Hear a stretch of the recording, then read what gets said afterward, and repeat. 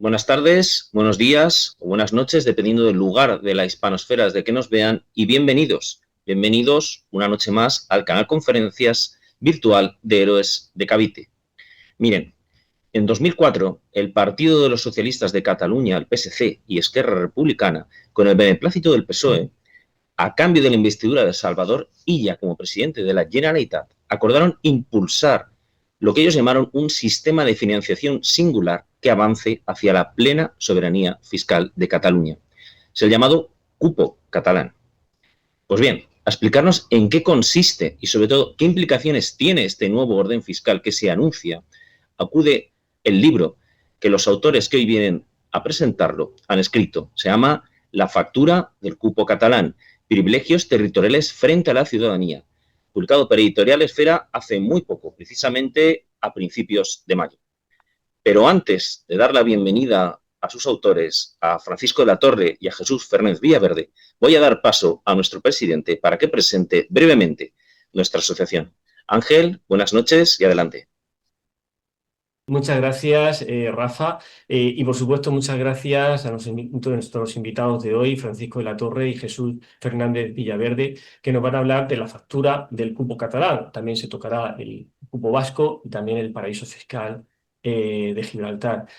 Sobre la Asociación Cultural Héroes de Cavite, decir que somos una asociación de divulgación histórica, hispanista, que tenemos capacidad organizativa en 30 provincias de España, en toda América, en Bruselas, Bélgica y en Filipinas. Cada vez llegamos a más sitios gracias a todos los compañeros que nos siguen y se unen a esta causa, ¿no? Que es la de la hispanidad y la defensa también de España, como es el caso del que vamos a hablar hoy. Que vamos a hablar del sistema fiscal, que lo que se debería atender es a un sistema fiscal igualitario y no a uno de privilegios. Eh, Dicho esto, pues animar a que sigáis las redes sociales de Héroes de Cavite, quien nos quiera apoyar, que nos contacte, que se haga socio de la asociación. Y sin más, vuelvo a darte la palabra, Rafa, para que presentes a los ponentes. Gracias. Muchas gracias, Ángel. Pues como decía, hoy nos acompañan dos pesos pesados en materia tributaria, que son Francisco de la Torre y Jesús Fernández Villaverde. Y como Francisco de la Torre es precisamente compañero mío en la agencia tributaria, voy a leer primero su currículum, voy a dedicarle este primer tiempo. Pues Francisco de la Torre es licenciado en Derecho y en Ciencias Económicas por la Universidad Pontificia de Comillas, es inspector de Hacienda, por supuesto, y sus áreas de especialización son la fiscalidad internacional y la fiscalidad financiera, así como los procedimientos tributarios de los que ha sido profesor en el Instituto de Estudios Fiscales. Ha sido conferenciante habitual en materia fiscal y ha publicado un centenar de artículos. En marzo de 2014 publicó su primer libro, Hacienda somos todos, impuestos y fraude en España. Fue asimismo diputado en el Congreso de los Diputados, donde presidió la Comisión de Presupuestos. También fue portavoz de Ciudadanos en la Comisión de Hacienda del Congreso, Comisión de Hacienda y Función Pública, por cierto, y portavoz adjunto de la Comisión de Economía, Industria y Competitividad. En relación al tema que hoy nos ocupa, el cupo catalán, hemos de decir que ha vivido en Cataluña y que además habla catalán. Tema importante. Junto a él, acompañándolo en el ring, Jesús Fernández Villaverde. Es licenciado en Derecho y Ciencias Económicas y Empresariales por ICADE y doctor en Economía por la Universidad de Minnesota. Es catedrático de Economía en la Universidad de Pensilvania y miembro del National Bureau of Economics Research e investigador del Center for Economic Policy Research. Ha sido catedrático visitante en las universidades de Harvard, Princeton, Yale, Oxford y Cambridge, entre varias otras, y miembro del consejo editorial de revistas académicas de economía líderes en el sector. También investiga temas de política monetaria y fiscal y de historia económica y ha participado activamente en el debate de política económica, ustedes lo conocerán, en España desde el año 2008. Así que, bienvenidos a los dos, muchas gracias por estar en nuestro canal y adelante. Vale, muchas gracias. Pues como vamos a hacerlo es voy a empezar yo a hablar por unos minutitos y luego le dejo a Francisco, o sea que voy a ser el telonero de Francisco. Bueno, voy a compartir pantalla. Pues nada, lo que quiero hacer básicamente es resumir un poco las ideas principales del libro y explicar la motivación que nos llevó a trabajar en él. Y el punto de partida es una idea muy sencilla, pero muy elemental. Es que simplemente el Estado moderno, y esto da igual que estemos hablando de España, de Japón o de Argentina, es un Estado fiscal. ¿A qué me refiero con esta idea? Que el sistema fiscal es la columna vertebral de un Estado moderno. Y absolutamente todo lo demás, desde las autopistas hasta la sanidad pública, depende de él. Es decir, que el Estado queda de manera fundamentalmente determinada por su estructura fiscal. Cuando España transiciona desde el franquismo hasta la democracia, lo primero que se hace, una de las primeras cosas que se hace es cambiar el sistema fiscal, es la gran reforma fiscal de Fernández Ordóñez. En otras palabras, si uno cambia el sistema fiscal de una nación, como busca el acuerdo entre el PSC y ERC, uno cambia el Estado, le guste o no le guste. Y lo que no se puede hacer es cambiar un Estado así deprisa y corriendo, y aún peor, simplemente por alcanzar unos objetivos políticos meramente coyunturales. El PSC tenía mucho interés en alcanzar la presidencia de la Generalidad de Cataluña, el PSOE a nivel nacional también, y tragó con una exigencia histórica del nacionalismo catalán, que es lo que ellos llaman la financiación singular y que nosotros llamamos el cupo catalán. Cuando uno cambia de una manera tan fundamental la estructura de un Estado y de su sistema fiscal, eso tiene que hacerse con una reflexión ordenada, ¿vale? Y por eso hemos escrito este libro y por eso les invitamos a que lo lean. Vamos a ver, yo voy a ser sincero con ustedes, esto no es una novela de espías, ni es un libro romántico con una historia apasionante, es un libro de hacienda pública. Lo hemos intentado escribir de la manera más clara y pedagógica que hemos podido y lo hemos hecho porque realmente nos parece que esto es algo absolutamente fundamental. Tanto Francisco como yo tenemos muchas otras cosas que hacer en la vida y si lo hemos hecho es, pues, no sé, por utilizar una palabra quizás un poco anticuada, por mero patriotismo, porque nos parece que era necesario. Lo primero que les quiero explicar es que tengamos en la cabeza que España es un país muy, muy descentralizado. Y esto es algo que quizás el español medio todavía no ha interiorizado. Miren, existe un grupo de investigadores internacionales que han elaborado una cosa que se llama el Índice de Autoridad Regional y que cubra 96 países. Y la idea es intentar medir de manera objetiva cómo de descentralizado están los países.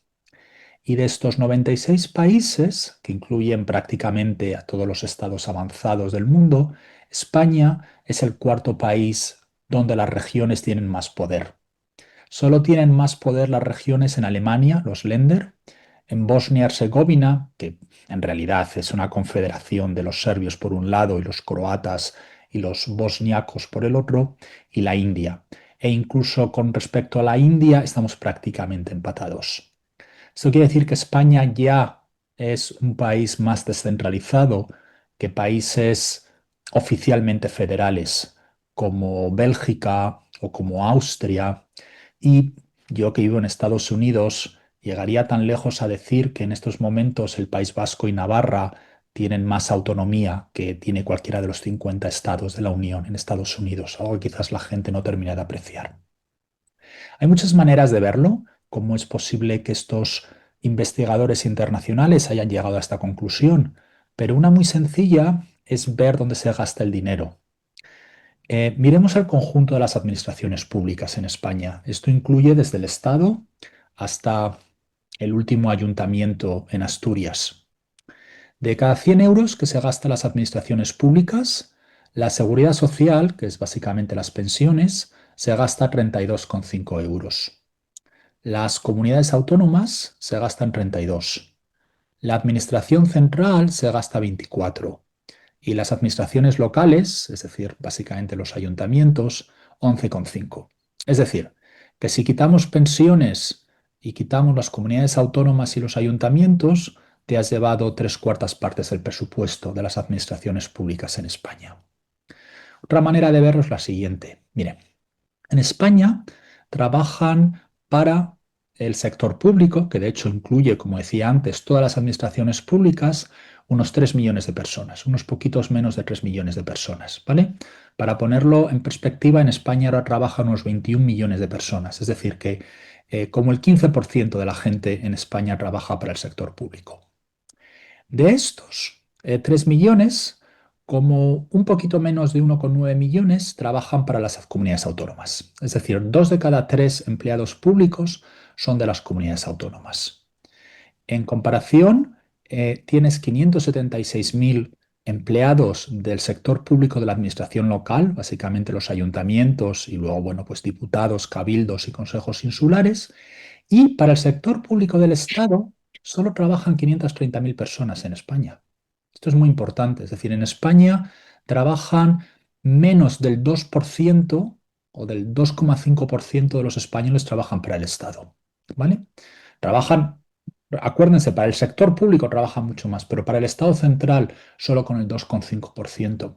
Y de hecho, si miran en cómo está dividido este empleo, de estos 530.000, 276.000 son las Fuerzas Armadas y fuerzas y cuerpos de seguridad del Estado. Es decir, que toda esa enorme cantidad de gente que muchos se piensan que existe en los ministerios o los organismos autónomos, en realidad no tienes tantos. Tienes 238.000 personas. ¿Vale? Esto lo que te demuestra es el enorme nivel de descentralización que existe en España. ¿Y por qué las comunidades autónomas gastan tanto? ¿Y por qué las comunidades autónomas tienen tantos empleados? Bueno, pues por un motivo muy sencillo. Porque las comunidades autónomas ofrecen 2 de los 3 pilares fundamentales del estado del bienestar. La sanidad, en la que se va el 41% del gasto de las comunidades autónomas, y la educación, en la que se va el 24%. El tercer pilar, por supuesto, que son las pensiones, se gestiona a través de la seguridad social, que es nacional. Eso es muy importante entender. ¿Por qué? Porque si además les añadimos otros servicios sociales como la dependencia, que también lo llevan las comunidades autónomas, en realidad todo lo demás que hacen las comunidades autónomas no es prácticamente nada.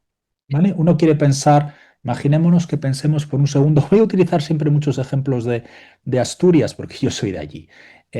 La Junta de Asturias, que es el gobierno de la Comunidad Autónoma de Asturias, básicamente gestiona el sistema asturiano de salud, el sistema de educación asturiano, las prestaciones sociales de dependencia asturianas y luego, bueno, pues tiene cuatro cosas más de poca importancia como las carreteras autonómicas.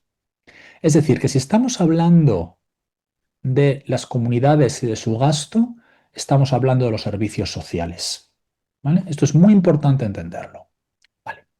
¿Cómo financiamos este enorme gasto de las comunidades autónomas? Que acuérdense, es el 32% de todo lo que se gastan las administraciones públicas en España. Bueno, pues lo hacemos de una manera muy, muy curiosa, porque resulta que tenemos 2 sistemas. Tenemos un sistema de 15 comunidades que se llaman las comunidades de régimen común.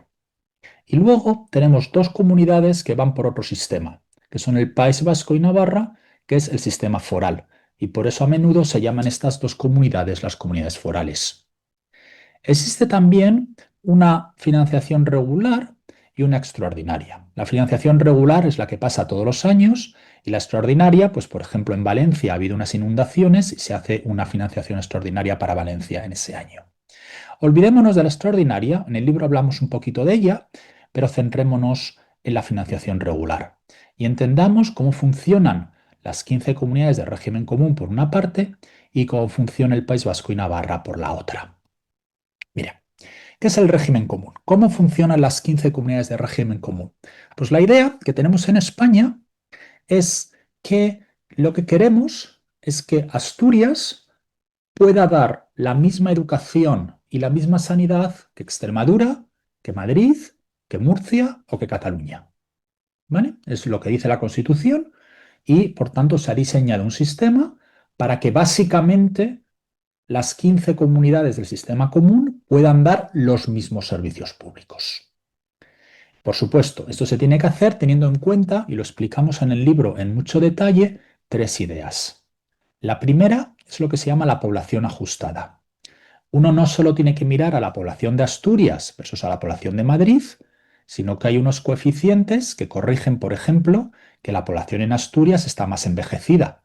¿Por qué esto es importante? Bueno, pues porque una población más envejecida tiene más gasto de salud.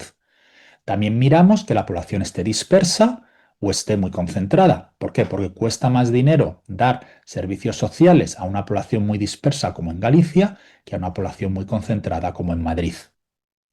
Miramos también que las competencias sean homogéneas. ¿Esto qué quiere decir? Básicamente, las comunidades autónomas tienen todas las mismas competencias, excepto en seguridad ciudadana. En el caso de Cataluña, tienen traspasado los mozos de escuadra. En el caso del País Vasco y Navarra, tienen también sus policías autonómicas. Con lo cual, esa financiación tiene que cubrirse.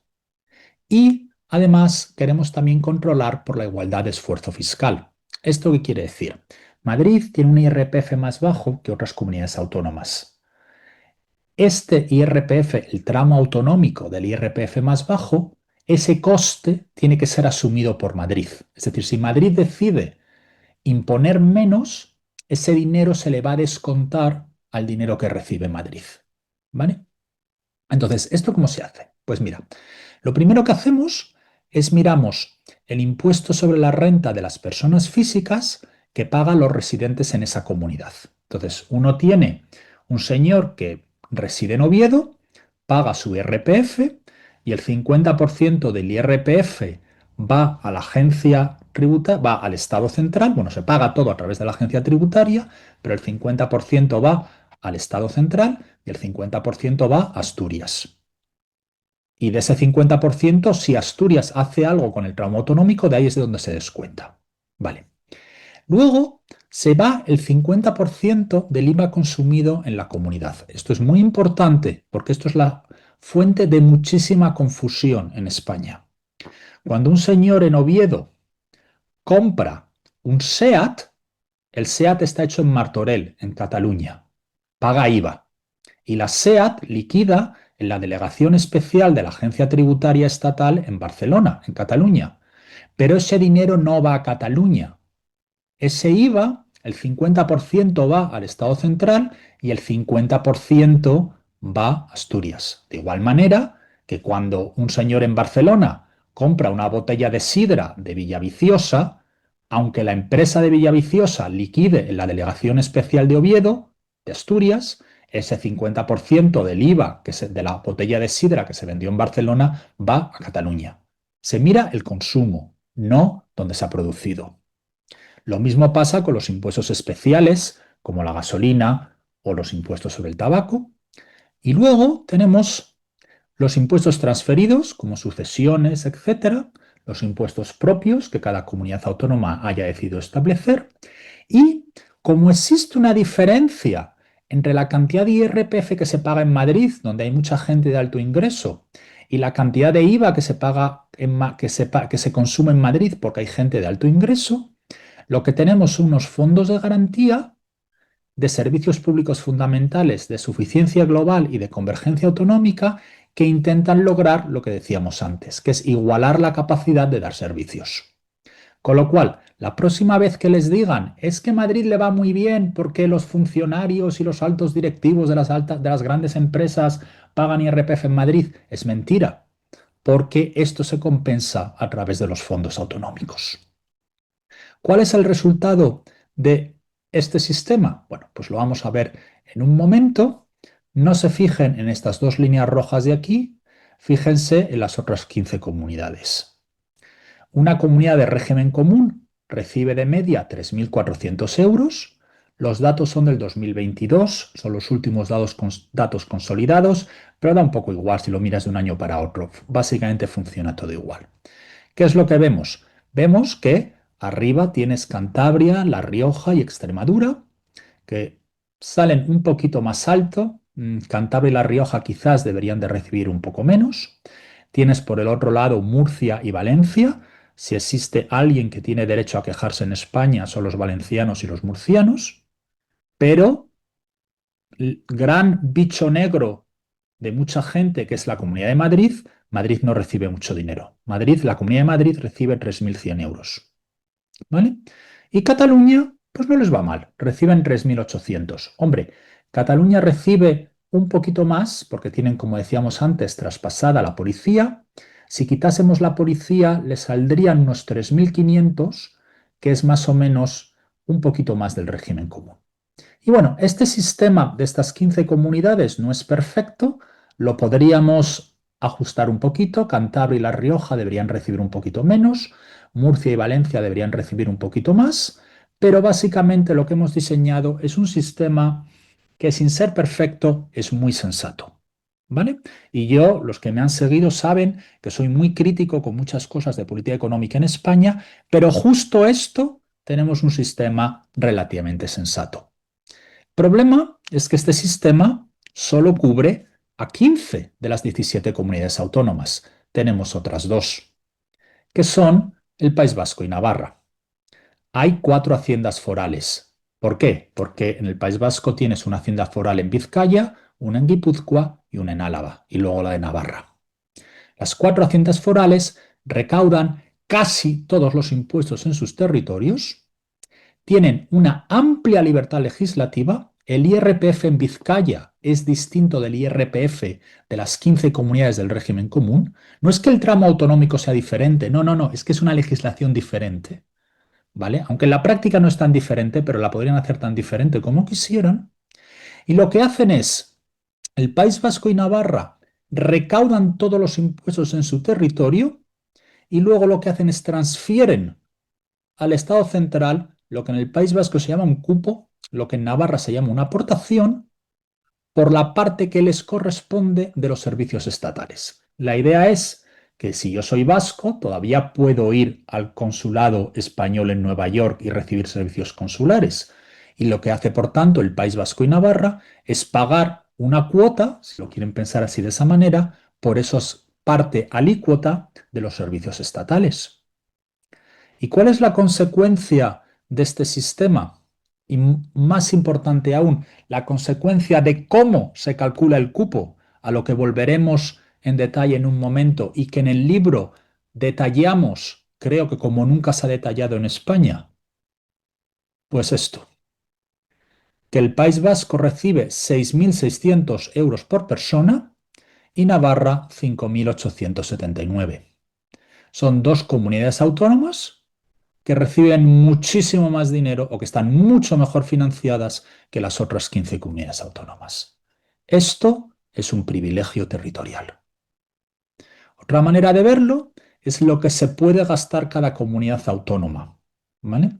Por supuesto, por un lado tienen los ingresos y por otro lado tienen los gastos. Las diferencias entre ingresos y gastos pues son cosas como la financiación extraordinaria, el déficit que tengas, etc. ¿Y qué es lo que vemos aquí? Vemos que Navarra se puede gastar 7.800 euros por habitante, el País Vasco se puede gastar 5.800, pero Andalucía solo se puede gastar 3.400. Es decir, si usted es navarro, su comunidad autónoma tiene más del doble de dinero que Andalucía para darle a usted educación, sanidad y otros servicios sociales. Esto es un privilegio. Es un privilegio territorial. Y lo más importante es que es un privilegio territorial que está basado en nada. Los vascos y los navarros, o los nacionalistas vascos y los nacionalistas navarros, esgrimen que la disposición adicional número 1 de la Constitución ampara este sistema. Eso no es verdad. La disposición adicional primera lo único que dice es que hay que respetar el sistema foral que existía en 1978. Esto no es el sistema foral que existía en 1978. Y en particular, lo que te encuentras es que, tal como está calculado ahora el cupo o la aportación, aunque ustedes no se lo crean, es negativo. Es decir, que el País Vasco y Navarra no solo no pagan un duro o un euro ahora a la Administración central, al Estado central, sino que reciben transferencias fiscales del resto de España. No es que los vascos y los navarros puedan vivir gastándose 7.800 euros, 5.800, porque se quedan con todos sus impuestos. Es que se quedan con todos sus impuestos y con un trozo de todos los de los demás. A pesar de ser la comunidad autónoma número 2 y número 3 en términos de renta per cápita, solo superadas por Madrid, antes de impuestos. De hecho, después de impuestos, el País Vasco está por delante de Madrid. ¿Y por qué cuál es el origen de esto? Pues básicamente, como explicamos en el libro, y eso es algo más técnico que si quieren luego podemos hablar en las preguntas en el debate, es porque en estos momentos hay un ajuste de IVA, que era una cosa de la que estábamos hablando antes de empezar la conferencia formal, que está realizado mal. Hay que compensar el IVA que se paga en el País Vasco versus el IVA que se paga fuera del País Vasco con transacciones de distintas empresas. Y segundo, porque en estos momentos ni el País Vasco ni Navarra están contribuyendo al enorme déficit de la seguridad social. Es decir, si yo soy un trabajador en Barcelona, parte de mis impuestos van a pagar el déficit de la seguridad social que cubre las pensiones de un pensionista en Bilbao. Pero si yo soy un trabajador en Vizcaya, ni un solo euro de mis impuestos van a cubrir el déficit de las pensiones de un pensionista en Barcelona. Con lo cual en España hay ciudadanos de primera, que son los ciudadanos del País Vasco y de Navarra, y ciudadanos de segunda, que somos todos los demás. Vale. El régimen común, sin ser perfecto, ya les he dicho antes que es sensato. Podría ser mucho más transparente, podría actualizarse, hay cosas que se podrían mejorar, pero si uno ve aquí lo que se puede gastar Madrid y lo que se puede gastar Cataluña, hombre, Cataluña se gasta 4.500 euros por habitante y Madrid 3.600. A mí no me parece que de esta tabla se pueda concluir que Cataluña está muy maltratada, ¿vale? Pero bueno, más o menos estamos donde teníamos que estar. Pero eso no es el problema. El problema es que los catalanes han dicho, o los nacionalistas catalanes, déjame que sea mucho más preciso. Los nacionalistas catalanes han dicho, anda, nosotros nos gastamos 4.500, pero es que resulta que no nos llega. Y les voy a explicar en un momento por qué no les llega. Si yo pudiese gastarme 5.800 como los vascos o 7.800 como los navarros, sí que me llegaba. Con lo cual yo lo que quiero es cambiarme del sistema de régimen común, el que tenemos las 15 comunidades autónomas de régimen común, al sistema de las dos forales. Me quiero cambiar de ser ciudadano de segunda a ser ciudadano de primera, como los otros. ¿Y por qué a los catalanes, a pesar de gastarse 4.500 euros por habitante, no les llega? Bueno, pues porque una de las grandes puntos que no se discute en España, pero que insistimos mucho en el libro, es que Cataluña no tiene un problema de financiación. Lo que tiene Cataluña es un problema de gasto. Y déjeme que se lo enseñe de una manera muy sencilla. Lo que hacemos en el libro es comparar el presupuesto de la Comunidad de Madrid con el presupuesto de Cataluña. Aquí, total de gastos. Madrid gasta unos 28.000 millones de euros y Cataluña gasta unos 47.000 millones de euros. Ahora bien, uno puede argumentar, con toda la razón del mundo, que Madrid tiene un poquito menos de población que Cataluña. Entonces lo que hacemos es multiplicar lo que gasta Madrid por la razón entre la población de Cataluña y la población de Madrid. Con lo cual, un Madrid con la población de Cataluña tendría o se gastaría unos 32.000 millones. Y aquí es lo interesante. Resulta que Madrid gasta unos 14.700 millones de euros menos que Cataluña. Aquí se ve clarísimamente. El problema de Cataluña no es que no tengan dinero porque no les demos o el sistema de financiación no les dé lo suficiente, es que se gastan en exceso. ¿Y en qué se lo gastan? Pues mire, cosas muy interesantes.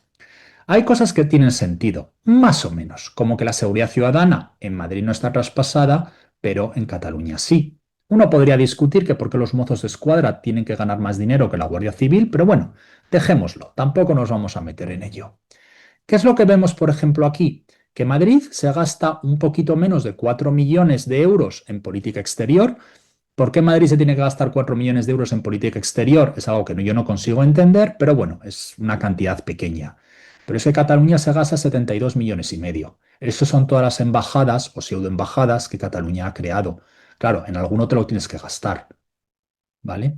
Madrid se gasta 140.000 euros en pensiones y Cataluña se gasta 104 millones. Y dirán ustedes, pues si las pensiones son nacionales, no son locales. Efectivamente, estos son, por ejemplo, las pensiones de los expresidentes de la Generalidad, que son las pensiones más altas de todo el sistema público español.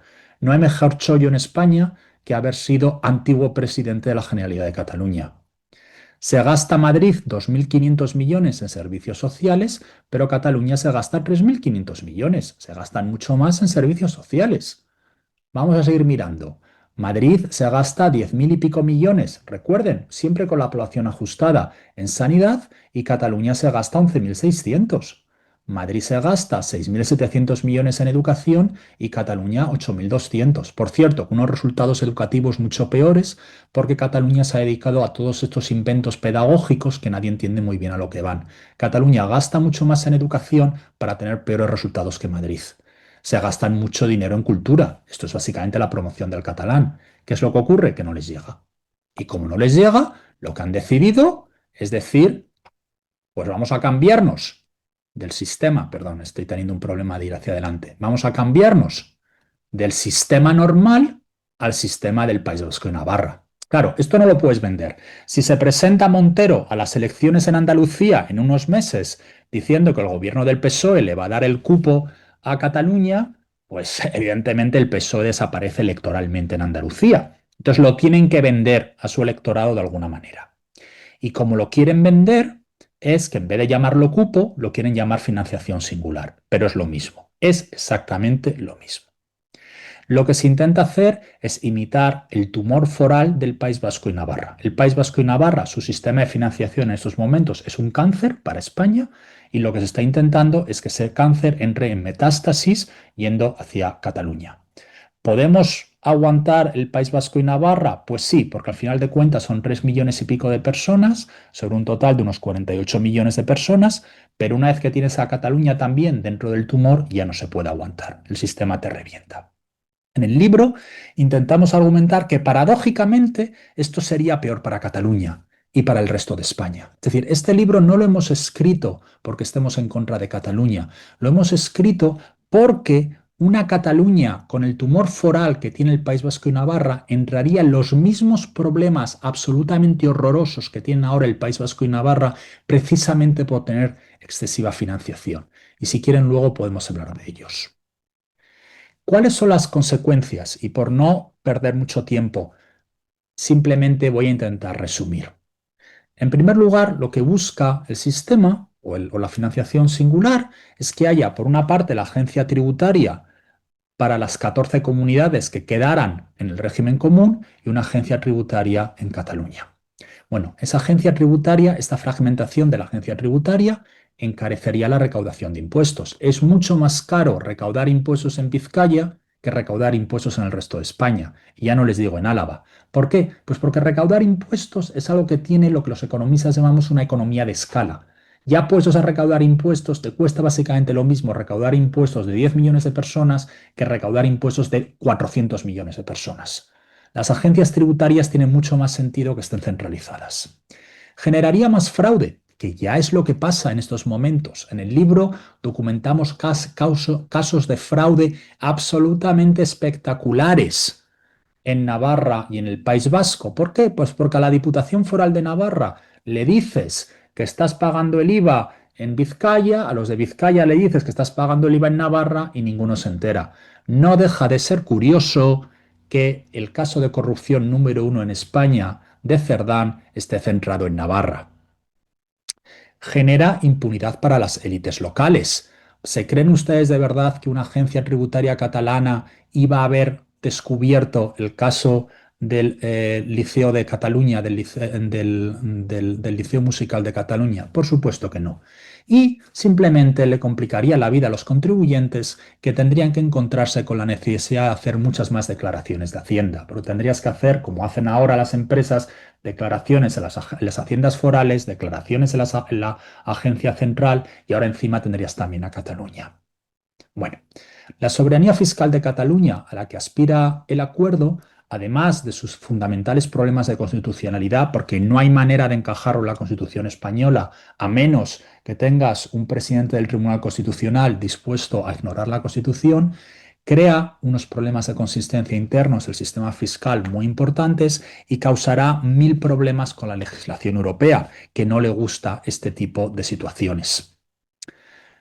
Tercero, los impuestos generados en Cataluña, una vez descontados los gastos comunes del Estado, no es tanto como nos dicen los nacionalistas. Los nacionalistas les gusta decir que la diferencia entre los impuestos generados en Cataluña y lo que se queda en Cataluña a través de la financiación es unos 20.000 millones de euros. Eso no es verdad.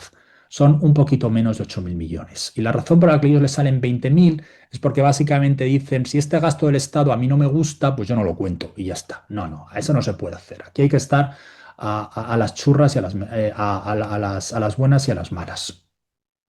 ¿Y qué es lo que ocurre? Que con estos algo menos de 8.000 millones, ellos dicen que lo que van a hacer es pagar una cuota de solidaridad, que sería su contribución al estado del bienestar en el resto de España. Que por cierto, acuérdense, ni el País Vasco ni Navarra contribuyen en absoluto al estado del bienestar en el resto de España, reciben del estado del bienestar en España.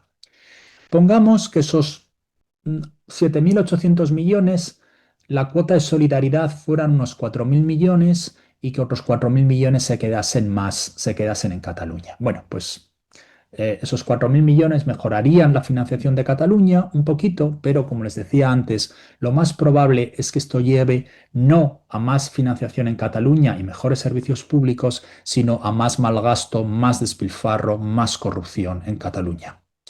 Los 4.000 millones de esta primera cuota de solidaridad, que es lo único que puede acordar el PSOE para no desaparecer electoralmente en el resto de España, sin embargo, están diseñados para ir reduciéndose con el tiempo. ¿Qué es lo que ocurre? En el 2030 va a haber un pacto de legislatura entre, pongamos, el Partido Nacional Reformista, que se ha quedado 3 diputados en el Congreso demasiado corto, y Esquerra Republicana. Y Esquerra Republicana le va a decir, pues mira, la cuota de solidaridad bajémosla de 4.000 millones a 3.800 millones. Y total, como 200 millones de euros entran en cualquier sitio en el presupuesto general del Estado, el Partido Nacional Reformista va a decir que sí. Y así, negociación a negociación, esos 4.000 millones irán desapareciendo hacia cero. Y es exactamente lo que ha pasado con el cupo y la aportación navarra. Si uno ve el cupo vasco de 1981, era mucho más sensato que la situación actual. Pero el PNV, a lo largo de los últimos 44 años, ha sido muy hábil en ir cada vez que alguien en Madrid necesitaba sus votos, ir quitando un trocito del valor del cupo hasta que se ha quedado la situación actual, que es negativa. Hay mucha gente que nos dice, hombre, pues si le damos un cupo a Cataluña, ¿por qué no se lo damos a todos? Bueno, pues esto es absolutamente absurdo, ¿vale? Esto de las ideas absurdas que yo he escuchado sobre política económica en España, esta es la más absurda de todas. Porque todas las comunidades autónomas, excepto Madrid, y por muy poquito, como ya les he enseñado antes, Cataluña, saldrían perdiendo. Miren, hay un problema fundamental en España. Tenemos un déficit presupuestario muy grande. Los impuestos que pagamos no llegan para pagar nuestro gasto público. Y la única comunidad que está contribuyendo de manera neta a las cuentas del Estado es Madrid. Con lo cual, si le damos cupo a Galicia o Aragón, tanto Aragón como Galicia perderían mucho. Y digo esto porque tanto el BNG en Galicia, el Bloque Nacionalista Galego, como el Partido Aragonesista en Aragón, han defendido recientemente la idea de un cupo para Aragón y para Galicia. Bueno, no, es que resulta que Galicia y Aragón perderían. Claro, lo que pasa es que tanto el BNG como Aragón quieren un cupo con trampa. Es decir, cualquier persona que defienda el cupo o es tonta o es mentirosa. Aumentar sustancialmente la financiación de Cataluña solo es posible mediante subidas significativas de impuestos o reducciones drásticas de gasto. Es decir, si le subimos a Cataluña 4.000 millones la financiación, como le estábamos diciendo antes, bueno, pues esos 4.000 millones tendrán que ser de algún sitio. Hombre, el instinto del gobierno va a ser siempre más déficit, pero esto tarde o temprano se paga en términos de estabilidad fiscal. Existe también otra serie de temas que son quizás un poquito menos relevantes y que me voy a saltar y que luego podemos hablar si quieren, pero La última lección importante del libro es, miren, Cataluña tiene un problema económico muy grave. Cataluña fue el motor económico de España por mucho tiempo, fue, por ejemplo, el motor económico de España durante la época del desarrollismo en el franquismo y ha dejado de serlo. Cataluña lleva 25 años de capa caída y la situación desde el comienzo del procés ha ido a peor. Las élites político-económicas catalanas argumentan que es por un problema de financiación y en el libro documentamos, yo creo que de una manera muy convincente, que esto no tiene nada que ver con la financiación. Ellos básicamente han creado una administración pública sobredimensionada, despilfarradora, profundamente corrupta y, que es lo más importante, con una serie de políticas económicas contrarias a la economía de mercado, contrarias al emprendimiento, contrarias al crecimiento económico, y lo que quieren ahora es que el resto de los españoles paguemos el pato. Paro aquí y dejo que Francisco siga. Estás en silencio. Sí, reactivo el tema. Efectivamente, la idea vamos a ver, estoy de acuerdo con todo lo que ha dicho Jesús. Un matiz, el caso al que se refería con el Liceu era el del Palau de la Música, que es un caso... Es que siempre me lío. Bueno, es un caso de corrupción institucionalizada, como hemos visto en muchos casos. Y bueno, en todos estos temas de corrupción, uno se da cuenta de que la existencia de órganos centrales independientes de un determinado poder político es algo fundamental y que en muchos de estos casos lo que hay que hacer es seguir el resto del dinero. Y todo esto, si tú fragmentas la administración tributaria, no se puede hacer, no solamente por influencia política, sino también porque no se tiene acceso a hacer estas cosas, es decir, por nivel técnico, por acceso a las fuentes de información. En general, descoyuntar un sistema fiscal, que es lo que pretende o que es una consecuencia inevitable del cumplimiento del acuerdo entre el PSC y Esquerra Republicana de Cataluña, no es gratis y tiene un coste muy grave para todos.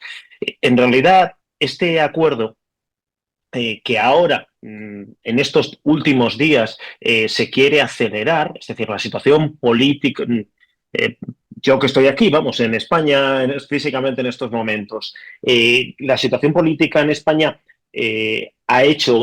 da una situación de una extrema debilidad del gobierno y tanto Esquerra Republicana, que es el inventor de este sistema, como Junts per Catalunya, que ahora se ha apuntado, exigen que el cupo para Cataluña se implante de forma inmediata, que el próximo 1 de enero en Cataluña la Agencia Tributaria de Cataluña ya cobre la totalidad de los impuestos. Y es una situación francamente grave. Entonces, creemos que hay una situación que, vamos, esta es la razón más importante por la que hicimos este libro y por la que creemos que es necesario.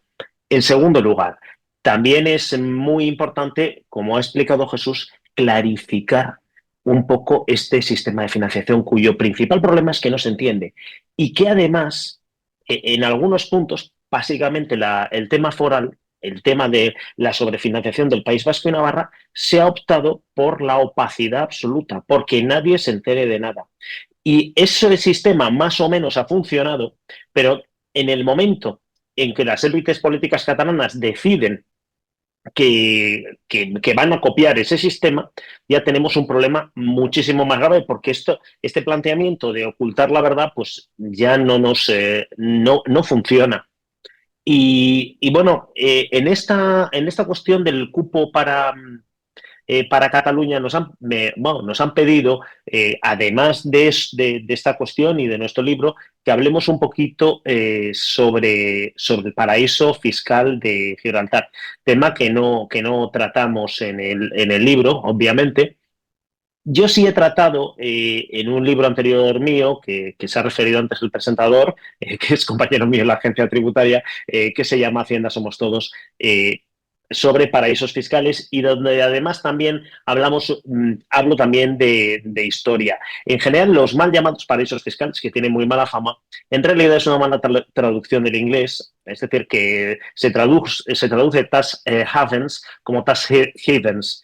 La diferencia no parece gran cosa, pero es entre el paraíso y lo que es un refugio de piratas. Los refugios de piratas del Caribe eran sitios donde, donde se refugiaban gente que no respetaba las leyes. Y básicamente había dos tipos de piratas. Había piratas normales que no respetaban ninguna ley y luego había corsarios que tenían una patente de corso.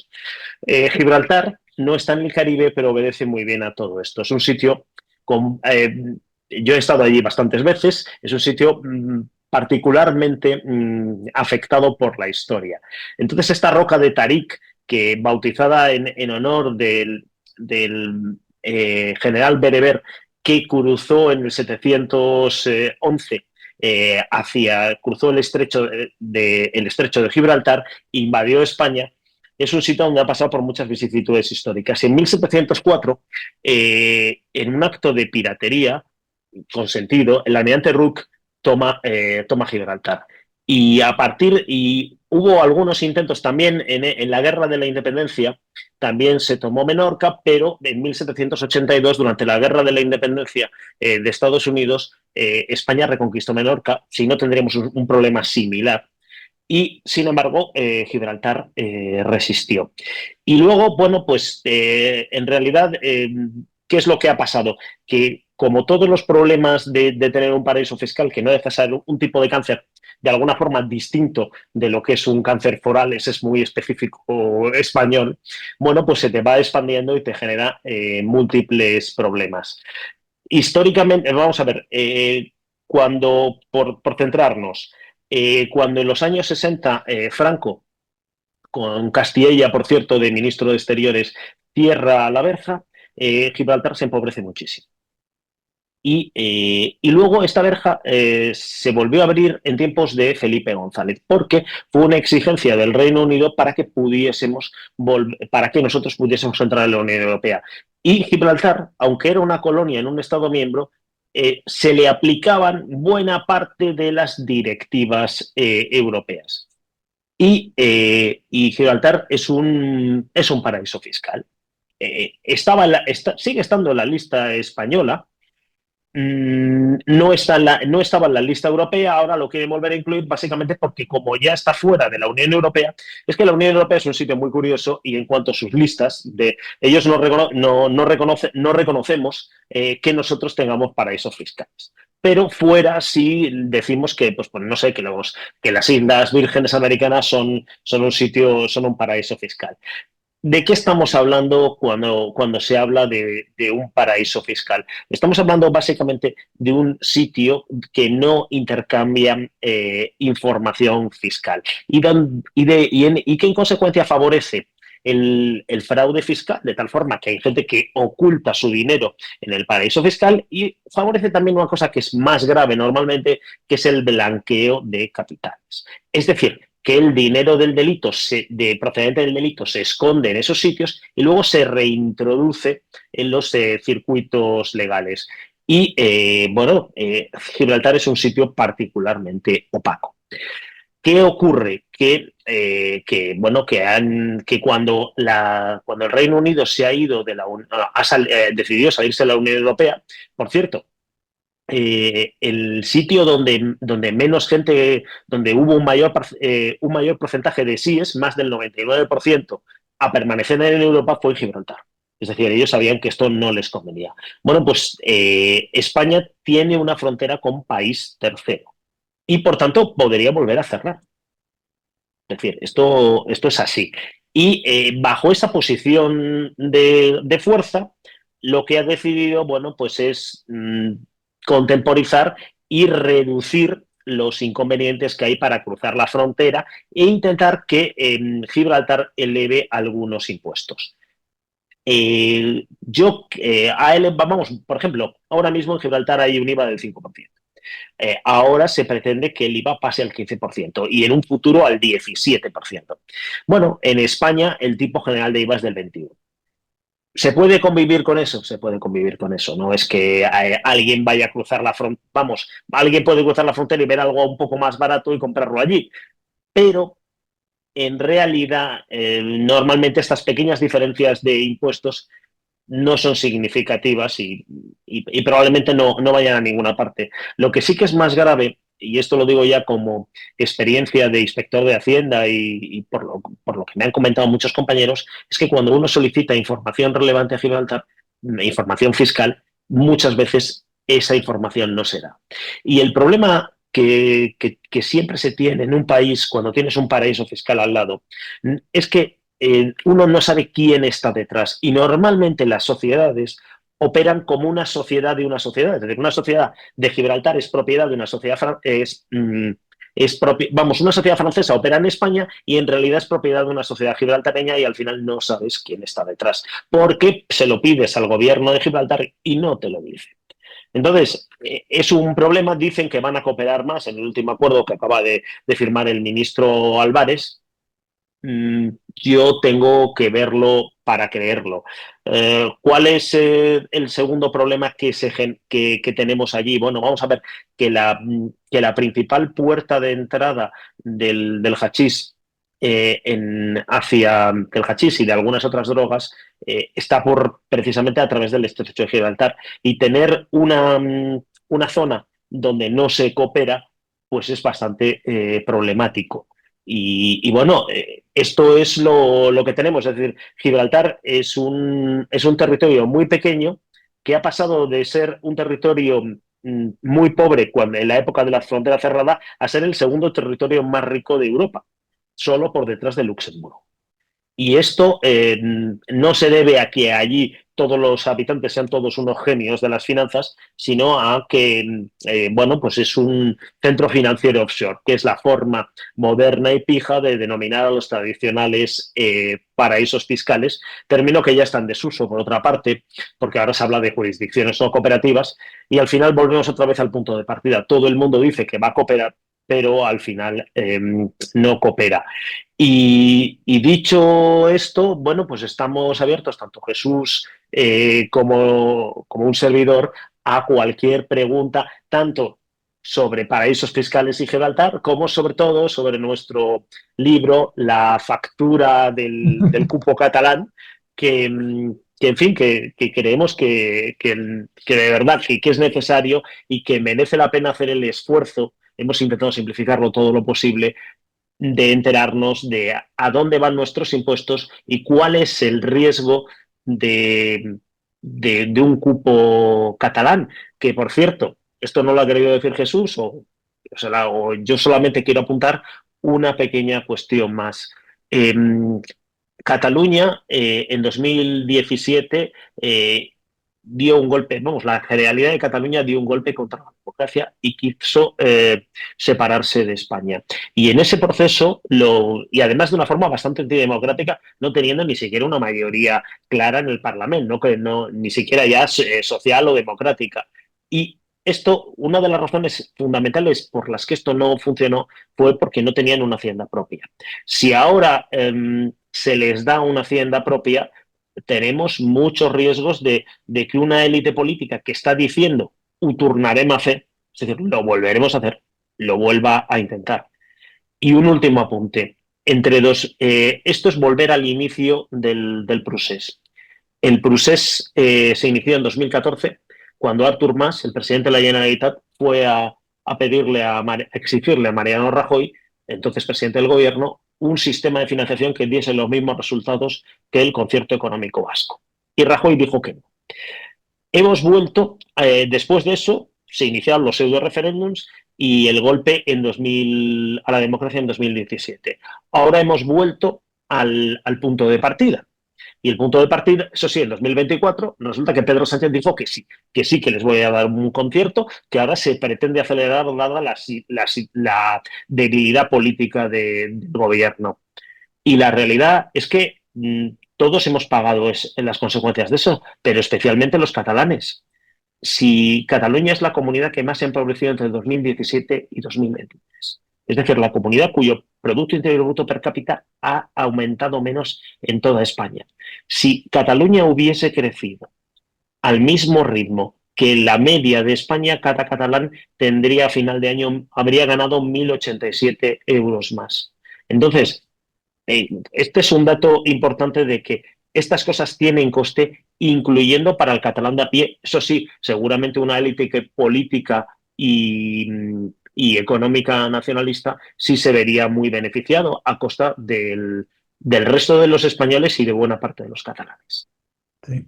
Una cosa solo, un apunte a lo que dice Francisco, que él dice que Gibraltar no coopera, porque todo el mundo que dice que va a cooperar contigo nunca coopera.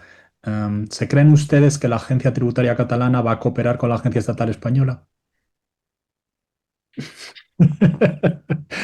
La misma gente que te organiza el referéndum del 2017 ahora van a cooperar. Claro, es que es de verdad, es que hay gente. Yo en un debate en internet me decía una persona, me decía, es que nos estás acusando, dice, es que nos estás acusando de no ser leales. Y digo, es que no lo habéis sido. Es que obras son amores y no buenas razones. Claro. Sí, en inglés. Eso no lo borra una amnistía, efectivamente. En inglés hay una expresión que lo dice muy bien, que es fool me once, shame on you, fool me twice, shame on me. Que es, me tomas el pelo una vez, la culpa es tuya, me la tomas 2 veces, la culpa es mía. Bueno, pues ahora estamos Bueno, pues encantados. de contestar a cualquier pregunta que sepamos. Pues muchas gracias por vuestra exposición. Recordemos la factura del cupo catalán, privilegios territoriales frente a la ciudadanía de la esfera de los libros, de Francisco de la Torre y Jesús Fernández Villaverde. Un libro sin duda necesario para entender el momento que estamos viviendo. Y vamos a dar paso a las preguntas. Ahí está Ángel, que ha levantado la mano. Adelante, Ángel, cuando quieras, formula tu pregunta. Muchas gracias. La verdad es que agradeceros que nos hayáis ayudado a entender la situación fiscal, porque eso también es una cuestión de la unidad de España, ¿no? Y por donde primero se puede resquebrajar. O sea, se ha entendido perfectamente, ha sido todo muy didáctico, una cuestión muy compleja, todo muy didáctico. Y quería empezar por el tema de Gibraltar. Hay una cuestión que, claro, hay muchos residentes que tributan en Gibraltar, pero que residen en la línea o en los campos de golf de alrededor. Oficialmente constan como que viven, como que viven en Gibraltar, pero realmente están viviendo en España. Eso, con los sistemas de parking, por ejemplo, que hay, que enseguida te detectan una matrícula o pasando algo, o sea, tiene que haber un sistema que se le da a controlar eso, porque yo me da la impresión, no sé si me lo podéis confirmar, de que no se está siguiendo a rajatabla. Luego, si tu abuela te envía a lo mejor por Bizum, ya tienes Hacienda preguntándote a ver qué pasa, pero sin embargo, aquí hay grandes cantidad de gente que amasa grandes cantidades de dinero, que recibe servicios gratis en España, tributa en Gibraltar. ¿Qué me podéis decir un poco sobre eso? ¿Cómo se podría controlar más a esa gente que reside en un sitio pero tributa en otro? Reside en España pero tributa en los beneficios para Gibraltar, por así decirlo. Sí, bueno, a ver, hay un problema con esa falsa residencia ficticia. Hay un problema, por una parte, de hacerle seguimiento a los ciudadanos que entran y salen, porque existe, vamos, porque hasta que mientras el Reino Unido formó parte de la Unión Europea, había una libertad de circulación de personas. Luego ya puedes interrumpirla con el exterior, o sea, puedes limitarla y puedes hacer más seguimiento, pero el problema es que colapsas la frontera entre la línea y el campo de Gibraltar, vamos, entre la línea y Gibraltar.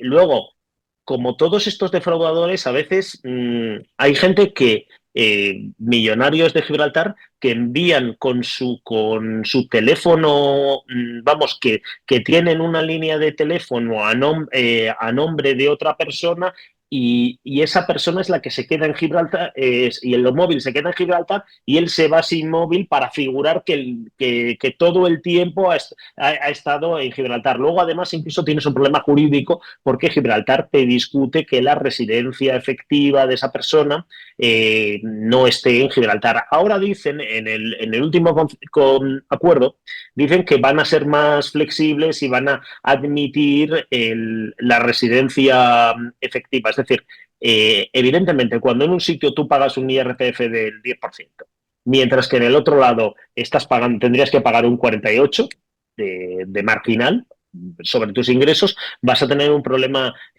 grave de fraude fiscal. Y evidentemente estas personas muchas veces obtienen sus beneficios en España, o sus rentas los obtienen básicamente en España, y luego se benefician de servicios públicos en España.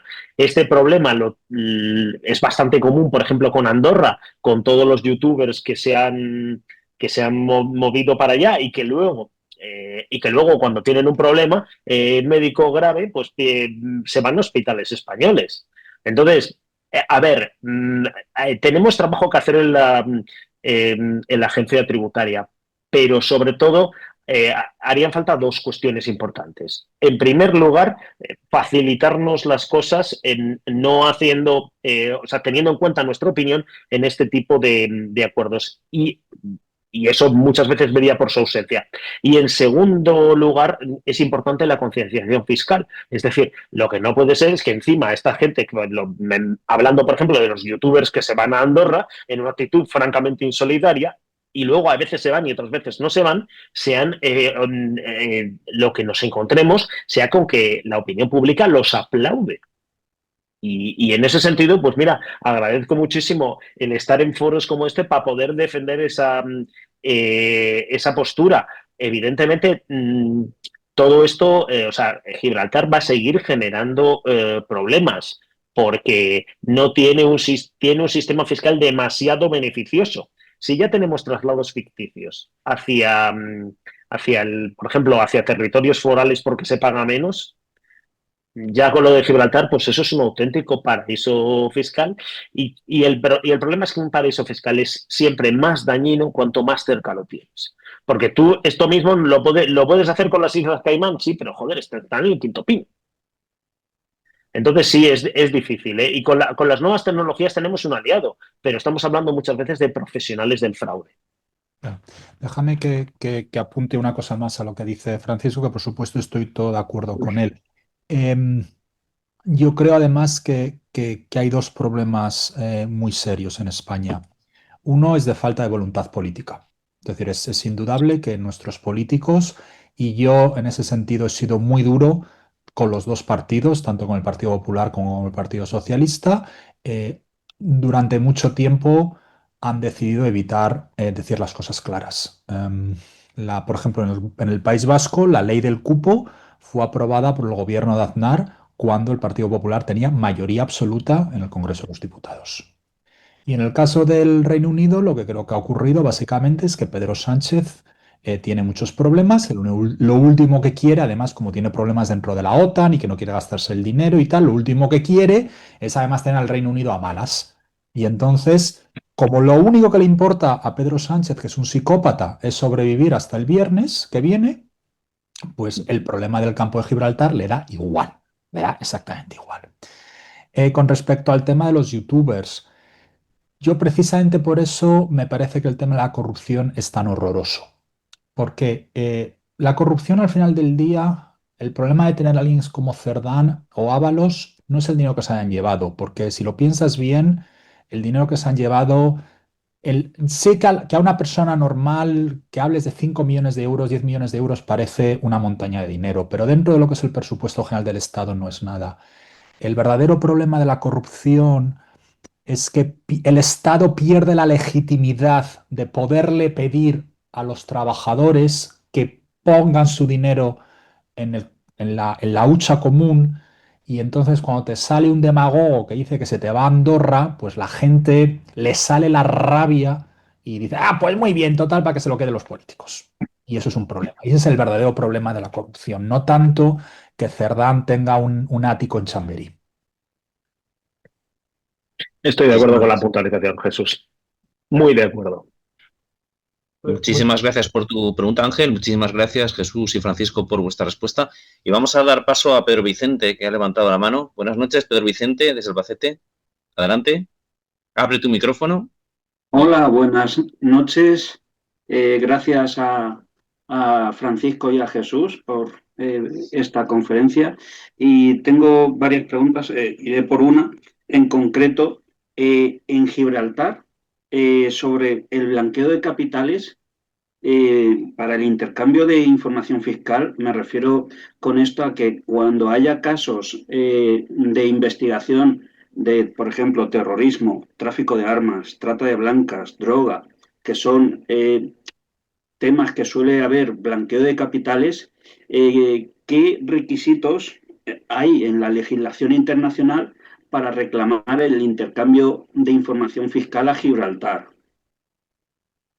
No, vamos a ver, eso no es un... el problema ahí es que eso no es un intercambio de información fiscal. Eso es que un juez envía una comisión rogatoria y te pide, por ejemplo, cuál es el importe de las cuentas corrientes que tiene esa sociedad, etc.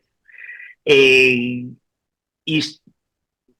ha habido casos de corrupción, en el caso Malaya, que han acabado en sociedades en Gibraltar y donde no se ha terminado de saber quién está detrás y no se ha podido terminar de seguir el flujo del dinero. Yo no digo que no vayan a cooperar más, que probablemente vayan a cooperar más y que no cooperar cuando un juez te está pidiendo información sobre casos de delitos tan graves como los que estás diciendo son palabras mayores. Pero sigue siendo, para empezar, no tener acceso directo, sino tener que pedirlo a otro país, siempre genera problemas, retrasos y es más difícil. En segundo lugar, el sistema de registro mercantil de quién es el propietario en Gibraltar, pues es más complicado. El registro de quién es el propietario de una determinada sociedad es más complicado que en el resto de Europa. Y entonces, y luego hay temas muchísimo más prosaicos y más sencillos. Por ejemplo, en España se han prohibido las planeadoras las planeadoras estas que solamente se utilizan para el tráfico de drogas, pero esas no están prohibidas en Gibraltar. ¿Qué pasa? Que te puede salir esta planeadora y de hecho te sale desde Gibraltar, se va hasta Marruecos, donde el hachís es legal, coge y te lo suelta en una playa de la línea de la Concepción. Y luego resulta que se vuelve a meter en Gibraltar y ahí la policía gibraltareña no deja seguir a la Guardia Civil porque dicen que tienen unas aguas territoriales que según el Tratado de Utrecht no las tienen. El Tratado de Utrecht es por el cual Gibraltar pasó a ser una dependencia de la corona británica. Pues tienes, o sea, que decirte, ha habido muchísimos problemas. A ver, es cierto que es probable que a partir de ahora sean más cooperadores por la cuenta que les trae, porque ya no están bajo el paraguas de la Unión Europea porque se les ha ido el Reino Unido. Pero, y entonces, si a la pregunta de ¿estas comisiones rogatorias las van a contestar? Yo creo que sí. Andorra ya contesta también este tipo de cosas. Es decir, hombre, estamos hablando, lo que me estás preguntando ya es que son palabras mayores. Es decir, ¿van a proteger grandes narcotraficantes? Hombre, yo me quiero creer que no. Pero vamos, evidentemente el historial, como dice Jesús, es bastante mejorable. Solo un apunte que no es directamente sobre la respuesta de Francisco, pero como hay muchas preguntas y para intentar ser más eficiente, estoy también intentando responder algunas en el chat, para que si la gente pueda mirar a ambas a la vez. Nada más que eso. Bueno, muchas gracias, Francisco, y muchas gracias, Jesús. Voy a leer el chat, que es una cosa que hacemos habitualmente. John ha dicho, enhorabuena por vuestra obra. ¿Tenéis idea de cuánto del despilfarro sistemas forales se deben a cuestiones de promoción del idioma vascuence o cuánto se debe al caso catalán? Y Jesús le ha contestado, dice, el gasto catalán son como unos 2.000 millones, pero es difícil de saber exactamente. El verdadero problema no es el gasto, es que limitas la movilidad de las personas. Esto es costosísimo. Jesús ha añadido, en el País Vasco es comparativamente peor al ser el vasco más diferente del castellano. Debe de costarles en presupuesto como unos 300 millones al año, pero esto es una estimación, porque el gobierno vasco intenta ser lo más oscuro posible sobre este gasto. Jesús ha añadido que todas las comunidades autónomas, menos Cataluña y Madrid, saldrían perdiendo con el cupo. Finalmente, ¿por qué los nacionalistas, dice Jesús, por qué lo piden el cupo los partidos nacionalistas? Por dos motivos: para explotar la ignorancia de sus votantes y porque en realidad cualquier cupo mal calculado, ahí nos hemos quedado, Jesús, si quieres añadir nada, algo. claro, simplemente quería decir, claro, si yo calculo mal el cupo, siempre me sale a ganar.